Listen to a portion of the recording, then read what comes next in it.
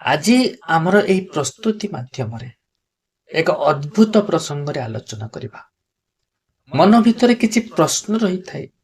ଯୋଉ ଲୋକ ଆଧ୍ୟାତ୍ମିକ ଯାତ୍ରା ପଥରେ ଅଛନ୍ତି କିମ୍ବା ଯିଏ ନିଜକୁ ଜାଣିବାକୁ ପ୍ରଚେଷ୍ଟା କରନ୍ତି, ନିଜ ଭିତରୁ ଅନୁଭବ କରିବାକୁ ଚାହାନ୍ତି କି ମୁଁ କିଏ, ମୁଁ ଏଠି ଆସିଛି କାହିଁକି, କୋଉ କାମରେ ଆସିଛି, ମୋ ସହିତ ଏମିତି କାହିଁକି ଘଟୁଛି, ଏ ସମସ୍ତ ଯୋଉ ପ୍ରଶ୍ନ ରହିଥାଏ, ଏ ସମସ୍ତ ପ୍ରଶ୍ନର ଉତ୍ତର ଆଜି ପ୍ରସ୍ତୁତି ମାଧ୍ୟମରେ। ପ୍ରସଙ୍ଗ ଏଇଆ କି ଆପଣ ଯଦି ଜଣେ ଶୁଦ୍ଧ ଆତ୍ମା, ଆପଣଙ୍କ ଅବଚେତନ ମନ ଯଦି ଜାଗ୍ରତ ରହିଛି, ଆପଣଙ୍କୁ ନିଜ କର୍ମର ଫଳ ବହୁତ ଶୀଘ୍ର ମିଳିଯିବ। କିନ୍ତୁ ତୁରନ୍ତ ମିଳିଯିବ ଯେ ଭଲ କଥା ନା ଖରାପ କଥା।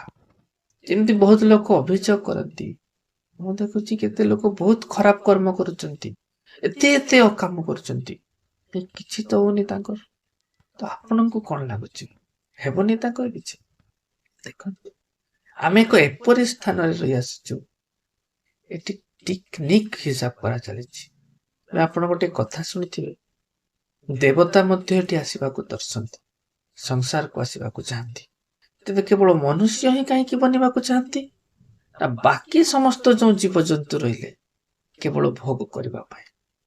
କିନ୍ତୁ ଯୋଉ ଦେବତା ମଧ୍ୟ ଏଠାକୁ ଆସିବାକୁ ଦର୍ଶୁଛନ୍ତି, ଦେବତା ମଧ୍ୟ ଭୋଗ ଜନିରେ ଅଛନ୍ତି, ସିଏ ବି କର୍ମଫଳ ଭୋଗୁଛନ୍ତି, ଜୀବଜନ୍ତୁ ବି ଭୋଗୁଛନ୍ତି। କିନ୍ତୁ ମଣିଷ ହିଁ એકમાତ୍ର ପ୍ରାଣୀ ଯେ ଏଠି ନୂତନ କର୍ମ ତିଆରି କରୁଛି, ପୁରାତନକୁ ମଧ୍ୟ ଭୋଗ କରୁଛି। କିଛି ଦିନ ତଳର ଗୋଟେ ଘଟଣା କହୁଛି। ଜଣେ ବନ୍ଧୁ, ସେ ଜଣେ ବିପଦରେ ପଡୁଥିବା ଲୋକଙ୍କୁ ସାହାଯ୍ୟ କରିଥିଲେ। ଲୋକ ଜଣକ ରୋଗରେ ପଡିଥିଲା, ମେଡିକାଲ ଯିବା ପାଇଁ କି ସାମର୍ଥ୍ୟ ନଥିଲା। ଇଏ ତାଙ୍କୁ ମେଡିକାଲର ଖର୍ଚ୍ଚ ବହନ କରିକି ତାକୁ ସୁସ୍ଥ କରି ଆଣିଥିଲେ। କିନ୍ତୁ ଯୋଉଦିନ ସେ ସୁସ୍ଥ ହେଇଗଲା, ମାତ୍ର ଅଳ୍ପ ଦିନର ବ୍ୟବଧାନରେ ବିନା କୌଣସି କାରଣ ନଥାଇକି କଣ କଲା ଜାଣିଛନ୍ତି? ବନ୍ଧୁ ଜଣକ ଯିଏ ତାଙ୍କୁ ସାହାଯ୍ୟ କରିଥିଲେ, ତାଙ୍କ ନାଁରେ ବଦନାମ କରିବାକୁ ଆରମ୍ଭ କଲା। ବିଭିନ୍ନ ଅପପ୍ରଚାର କଲା, ଏମିତି ସେମିତି। ସେଠି ଆପଣ କଣ କହିବେ? ଯୋଉ ଲୋକ କିଛି ଦିନ ତଳେ ମେଡିକାଲ ଯିବାକୁ ସାମର୍ଥ୍ୟ ନଥିଲା, ଜୀବନ ସହିତ ଖେଳୁଥିଲା, ରୋଗରେ ଛଟପଟ ହଉଥିଲା, ଭଗବାନ ଯାହାଙ୍କ ଦ୍ଵାରା ତାର ମଙ୍ଗଳ ବିଧାନ କରାଇଲେ, ସୁସ୍ଥ ହେଇଗଲା ପରେ ତାରି ବଦନାମ କରୁଛି। ଆପଣ କହିବେ ଆଉ କାହାକୁ ସାହାଯ୍ୟ କରିବାନି? ଏହାର କାରଣଟିକୁ ବୁଝନ୍ତୁ। ଈଶ୍ୱର ଯେବେ କାହାକୁ ଜବାବ ଦିଅନ୍ତି, କୌଣସି ବ୍ୟକ୍ତି ମାଧ୍ୟମରେ ହେଇପାରେ, କୌଣସି ପୁସ୍ତକ ମାଧ୍ୟମରେ, କୋଉଠି କିଛି ଦର୍ଶନ ମାଧ୍ୟମରେ, କୋଉଠି କିଛି ଶ୍ରବଣ ମାଧ୍ୟମରେ। ତ ଆମେ ଏଠି ଯୋଉ ପୃଥିବୀକୁ ଆସିଛେ, କେବଳ ନିଜ କଥା ଭାବିଲେ ହବନି। ଏଠି ଅନ୍ୟର ମଙ୍ଗଳ କରିପାରିଲେ ନିଜର ମଙ୍ଗଳ ହେବ। ବହୁତ ଲୋକ ଅଭିଯୋଗ କରନ୍ତି କି ମୁଁ ତ ଭଲ, ମୁଁ କେବେ କାହାର ଅନ୍ୟାୟ କରେନି, ତେବେ ମୋରି ସହିତ କାହିଁକି ସବୁବେଳେ ଅନ୍ୟାୟ? ଆଉ ସେ ଲୋକଙ୍କୁ ଦେଖ କେତେ ଅନ୍ୟାୟ କରୁଛନ୍ତି, କେତେ ଲୁଟତରାଜ କରୁଛନ୍ତି, ଖରାପ କର୍ମରେ ରହୁଛନ୍ତି, ତାଙ୍କର ତ କିଛି ହଉନି, ଉନ୍ନତି ପରେ ଉନ୍ନତି। ଆସନ୍ତୁ କାରଣଟିକୁ ଜାଣିବା। ପ୍ରତ୍ୟେକଟି ଆତ୍ମା କର୍ମ ଅନୁସାରେ ଦୁଇ ପ୍ରକାର ରହିଥାଏ, ଭଲ ଆତ୍ମା, ଖରାପ ଆତ୍ମା ବା ପାପୀ ଆତ୍ମା। ଯିଏ ଭଲ ଆତ୍ମା, ତାଙ୍କର ଯୋଉ ଅବଚେତନ ମନ ବହୁତ ଜାଗ୍ରତ ରହିଥାଏ, ମନରେ ଦୟାଭାବ ଅଧିକ ରହିଥାଏ। ଏ କାହାର ଖରାପ ଦେଖିପାରନ୍ତିନି, ଖରାପ କରିପାରନ୍ତିନି। ଭଲେ ଭୋକରେ ମରିଯିବେ, କେବେ କାହାର ଅନିଷ୍ଟ କରିବେନି। ନିଜେ କଷ୍ଟ ସହିଯିବେ, ହେଲେ ଅନ୍ୟକୁ କଷ୍ଟ ଦେବେନି। କିନ୍ତୁ ଯିଏ ପାପୀ ଆତ୍ମା, ତାଙ୍କ ଅବଚେତନ ମନ ବିଲକୁଲ ଜାଗ୍ରତ ନଥାଏ। ଇଏ ସବୁବେଳେ ନିଜର ସ୍ୱାର୍ଥ ଆଖି ଆଗରେ ରଖି କାମ କରନ୍ତି। ନିଜ ସ୍ୱାର୍ଥ ପାଇଁ କିଛି ବି କରିବାକୁ ପ୍ରସ୍ତୁତ ହେଇଯାନ୍ତି। ଚୋରି କରିବା, ଅନ୍ୟକୁ ଠକିବା, ଅର୍ଥ ହଡପ କରିବା, ଜୀବକୁ କଷ୍ଟ ଦେବା, ହିଂସା ଆଚରଣ କରିବା, ତାଙ୍କୁ କିଛି ଫରକ ପଡିନଥାଏ। ତାଙ୍କର ତ ବିବେକ ହିଁ କାମ କରିନଥାଏ, ଅବଚେତନ ମନ ବିଲକୁଲ ସୁପ୍ତ ରହିଥାଏ। କିନ୍ତୁ ଇଏ ପାପୀ ଆତ୍ମା ଯେବେ କୌଣସି ଖରାପ କର୍ମ କରନ୍ତି, ପ୍ରଥମେ ଯେତେବେଳେ ଠକିକି ଅନ୍ୟକୁ ଅର୍ଥ ହଡପ କରୁଛନ୍ତି, କୌଣସି ଅସୁବିଧା ନାହିଁ। କାହାର ଅପମାନ କରିଦଉଛନ୍ତି, କାହା ସହିତ ଛଳ କପଟ କରିଦଉଛନ୍ତି, ମନମାନି ଆଚରଣରେ ଲିପ୍ତ ରହୁଛନ୍ତି, ଦେଖାଯାଉଛି ଆହୁରି ଉନ୍ନତି ପରେ ଉନ୍ନତି କରି ଚାଲିଛନ୍ତି। ବଡ ବଡ ଗାଡି, ବଡ ବଡ ଘର, ଏଥିରେ ତାଙ୍କ ଉତ୍ସାହ ବି ଆହୁରି ବଢିବାକୁ ଲାଗୁଛି। ବହୁତ ମଜା ଲାଗୁଛି। ଯାହା ଇଚ୍ଛା କର, କିଛି ନାହିଁ, କଣ ବିଗିଡି ଯାଉଛି? ତେବେ ଇଏ ନୁହେଁ କି ତାଙ୍କ କର୍ମଫଳ କେବେ ମିଳିବନି। ତାଙ୍କର ଏବେ ପ୍ରାରବ୍ଧ ଭୋଗ ଚାଲିଛି, କ୍ରିୟମାନ ସବୁ ସଞ୍ଚିତ ବନିକି ରହୁଛି, ଜମା ହେଇକି ରହୁଛି। କରୁଛନ୍ତି ପାପ, ଭୋଗୁଛନ୍ତି ପୁଣ୍ୟ। ଆଉ ଯେଦିନ ସେ ପୁଣ୍ୟ ସମସ୍ତ ସରିଯିବ, ଜମା ହେଇଥିବା ସବୁ ପାପର ନମ୍ବର ଆସିବ, ତେବେ ପୁରୁଣା ପାପ ଆଉ ବର୍ତ୍ତମାନର ପାପ ସିକି ଏମିତି ଜାଗାରେ ଫସେଇବ, ପାଖରେ କେହି ଛିଡା ହେବାକୁ ବି ଆସିବେନି, ନଷ୍ଟ ଭ୍ରଷ୍ଟ ହେଇଯିବେ। କଥାଟିକୁ ଆଉ ଟିକେ ଭଲ କି ବୁଝନ୍ତୁ। ଜଣେ ପୁଣ୍ୟାତ୍ମା ଯେତେବେଳେ କିଛି ଭୁଲ କରିବାକୁ ଚାହାନ୍ତି, ତାଙ୍କ ଦ୍ୱାରା କିଛି ଭୁଲ ହେଇଯାଏ, ତାଙ୍କ ମନ ହିଁ ତାଙ୍କୁ ଦୁଃଖୀ କରାଇଦିଏ, ତାଙ୍କ ବିବେକ ତାଙ୍କୁ ବାଧା ଦିଏ, ମନରେ ଶଙ୍କା ବୁଝେ, ନାଇଁ ଏଇଟା ଭୁଲ, କରିବା କଥା ନୁହଁ। ଏଥିରେ ପୁଣ୍ୟାତ୍ମାଙ୍କର ବହୁତ ସମୟ ବଞ୍ଚିଯାଏ। ସମୟ ବଞ୍ଚିବାର ଅର୍ଥ, ଆତ୍ମା ଯୋଉ ଲୋକଙ୍କର ପବିତ୍ର ଅଛି, କୋଉଠି ନା କୋଉଠି ଆଧ୍ୟାତ୍ମ ପ୍ରତି ବିଶ୍ୱାସ ରହିଛି, ଭଗବତ ଚେତନା ସହିତ ଯୋଡି ରହିଛନ୍ତି। ତେଣୁ ଯୋଉ ଲୋକ ଭଗବାନଙ୍କ ପ୍ରତି ଆସ୍ଥା ରଖିଛନ୍ତି, ସମୟ ତାଙ୍କର ବଞ୍ଚୁନି ତ କଣ ହଉଛି, ଧୀରେ ଧୀରେ କି ତ ଉଦ୍ଧାର ମାର୍ଗରେ ପଥିକ ହେବାକୁ ଯାଉଛନ୍ତି। ସଂସାରକୁ ତ ଆମେ ଆସିଛେ ଏଥିପାଇଁ। କିନ୍ତୁ ଯୋଉ ଲୋକ ଖରାପ କାମ କରୁଛନ୍ତି, ଯେ ପାପୀ ଆତ୍ମା, ଆଉ ପାପ ତାଙ୍କର ଏବେ ଭୋଗ ହେଉନାହିଁ, ଜମା ହେଇକି ରହୁଛି, ହୁଏତ ଏବେ ଜଣା ପଡୁଛି କିଛି ଅସୁବିଧା ହବନି, କର୍ମଫର୍ମ କିଛି ନୁହଁ, ଏଇସବୁ ଲୋକଙ୍କୁ ଭୁଆଁ ବୁଲେଇବା କଥା। ତ ଏଇ ପ୍ରକାରରେ ଜଣେ ପାପୀ ଆତ୍ମା କେତେ ଦେହ ଧାରଣ କଲେ 75 ବର୍ଷ।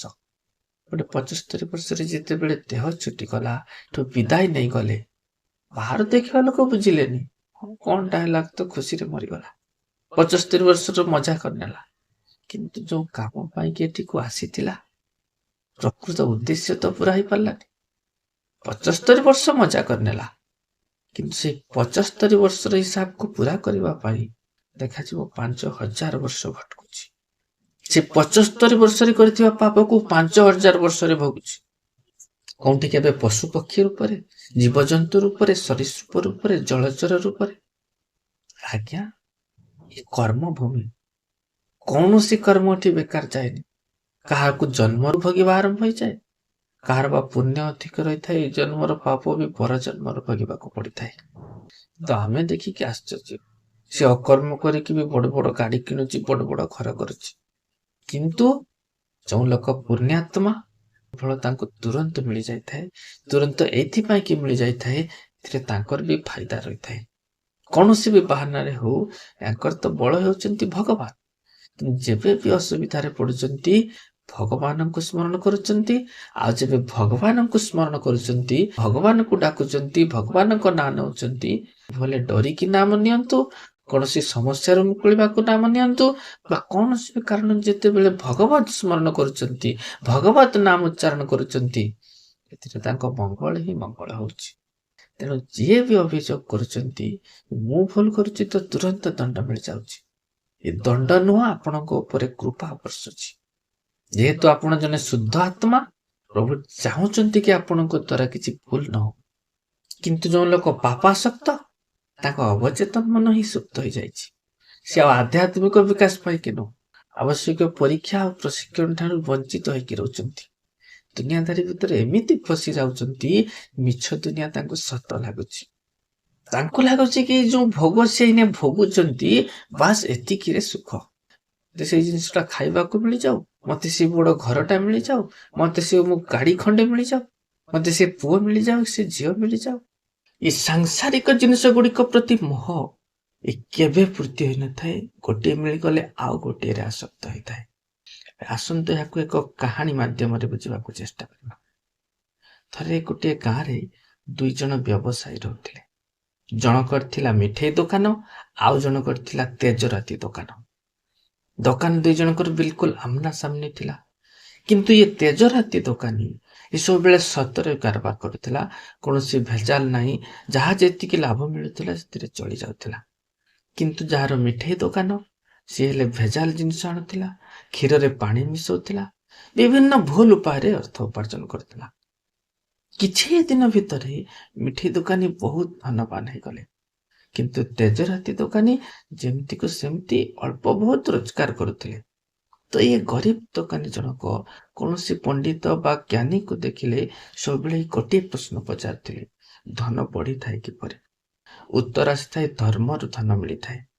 ଦୋକାନୀ ହେଲେ ଚିନ୍ତା କରିକି ବ୍ୟଥିତ ରହୁଥିଲେ, ଯଦି ଧର୍ମରୁ ଧନ ହୁଏ, ପଡୋଶୀ ଦୋକାନୀ ଏତେ ସଚଳ କେମିତି ଯାଉଛି?